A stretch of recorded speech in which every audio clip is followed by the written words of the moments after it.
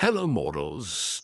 So, in our previous episode, we talked about how the Arctic made our distant ancestors evolve into a new species, Homo sapiens. We explained how this gave our brain a huge advantage with more oxygen. But what happened to the rest of our body? How did the rest of us evolve to survive in such harsh conditions? Well, it turns out that the Arctic did to the rest of our body what it did to our brain, namely forced it to adapt or die. The first big challenge was, of course, the food. Faced with that frozen world, the first thing that had to change was the engine, the human metabolism. In warmer climates, our bodies were designed for a mixed diet: fruits, plants, some meat. It was a flexible, car-burning system. But the Arctic offered none of that. The menu was simple: protein and fat. Mammoth steak, reindeer fat, seal blubber. So, the body had to become a specialized machine, a supreme fat-burning engine. This wasn't just a shift in preference, it was a genetic rewrite. Their bodies became incredibly efficient at breaking down heavy animal fats and turning them into pure energy and vital warmth. This likely involved changes in liver function and the development of a higher, resting metabolic reta internal furnace that was constantly stoked, burning calories just to maintain core body temperature against the relentless cold. This metabolic adaptation was the foundation of everything. It turned the Arctic's greatest resources, fatty megafauna, from a potential digestive nightmare into their primary fuel source.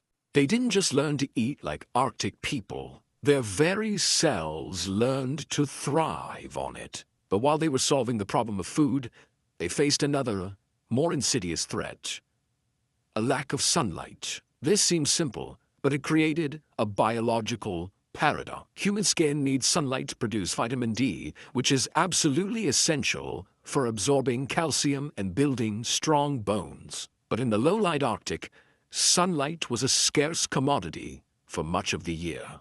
Their original darker skin, perfect for protecting against the intense UV rays of equatorial Africa, was now a liability in the north. It was too good a block in the weak sun they desperately needed.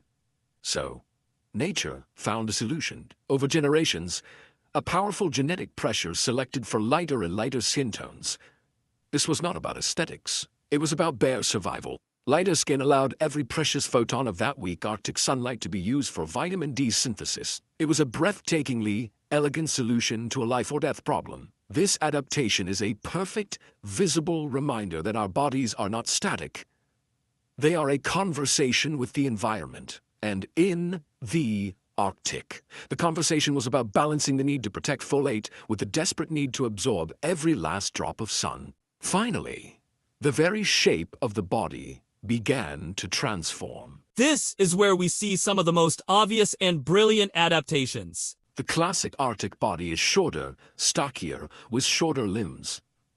This isn't a random design. It's pure bioengineering governed by two fundamental rules. Wegman's rule states that within a species, larger bodies are found in colder climates because a larger volume conserves heat more efficiently. Allen's rule states that shorter limbs reduce the surface area through which precious body heat can be lost. So, a compact, powerful physique was the perfect answer to the relentless cold. It was the ultimate thermal suit, minimizing heat loss and protecting the core.